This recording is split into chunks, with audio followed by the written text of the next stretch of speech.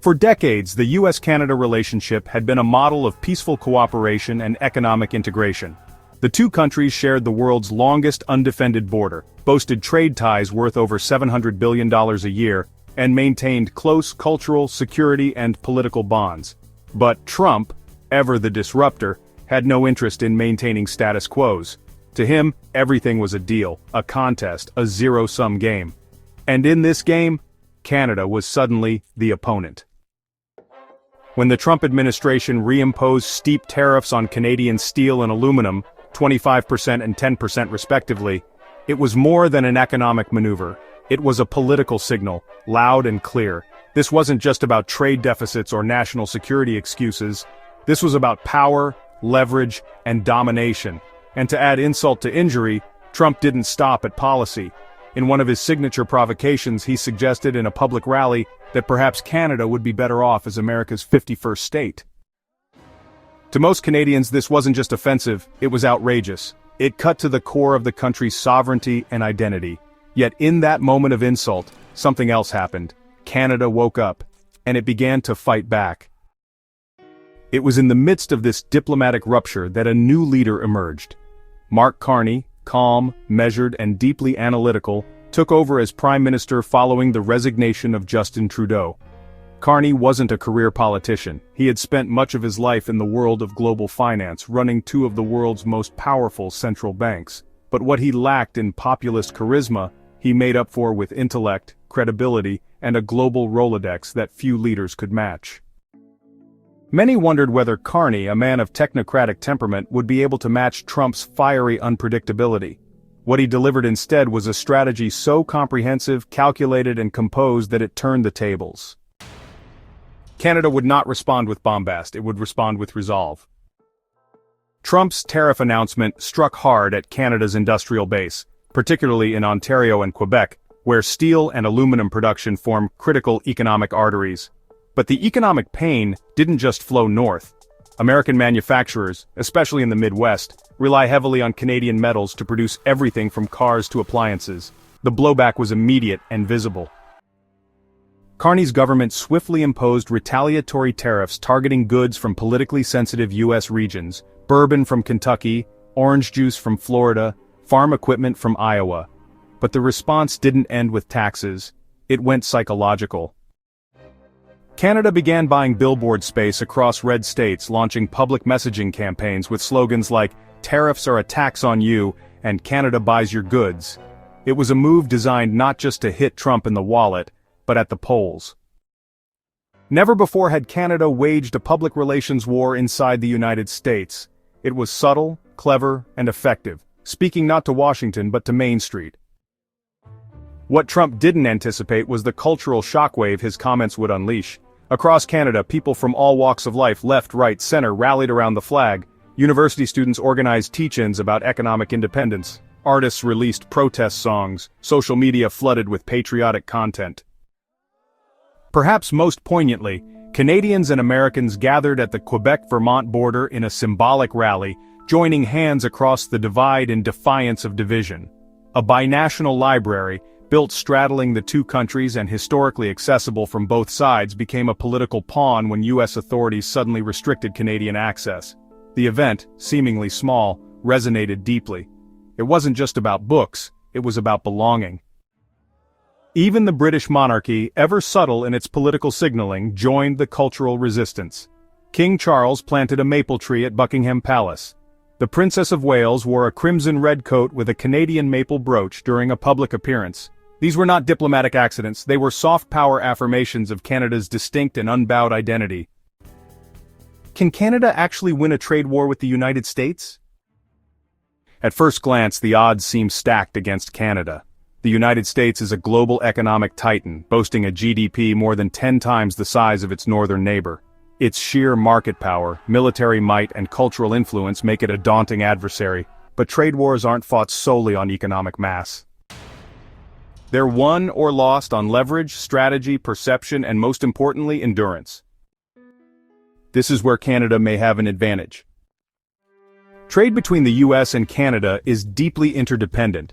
Canada is the largest export market for US goods and services, more than China, more than the EU. Millions of American jobs, especially in border states like Michigan, Ohio, and Pennsylvania, depend on seamless access to Canadian supply chains. Trump's decision to reimpose tariffs on Canadian steel and aluminum didn't just hurt Canadian producers, it hurt American manufacturers who rely on that metal to build cars, appliances, and infrastructure. And that's where the pressure began to mount, not from Ottawa, but from within the United States itself. Farmers in the Midwest, already bruised from earlier trade tensions with China, began to see their markets narrow.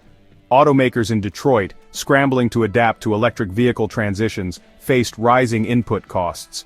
Small manufacturers in Wisconsin and New York saw their production disrupted.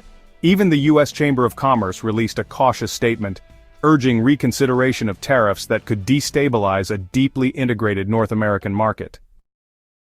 Meanwhile, Mark Carney's government was moving with surgical precision. Instead of matching Trump's bluster with more bluster, Carney played a longer game, one rooted in diplomacy, resilience, and quiet confidence. Carney knew that fighting fire with fire wasn't sustainable, so instead, he used a strategy of asymmetry, small, deliberate moves that exploit vulnerabilities in the opponent's armor. One of the boldest was Canada's billboard and ad campaign in the United States heartland. In states where trade with Canada underpins local economies, Canadians paid for ads reading "Canada buys your goods and tariffs are a tax on you." These weren't aimed at Trump. They were aimed at the voters and local businesses he depended on. It was diplomacy via grassroots marketing, and it worked. A coalition of American mayors and state officials began pushing back publicly against the White House's trade stance. At home, Carney tackled a long-standing Canadian inefficiency: interprovincial trade barriers. Canada, ironically, has historically been more fragmented internally than externally when it comes to commerce.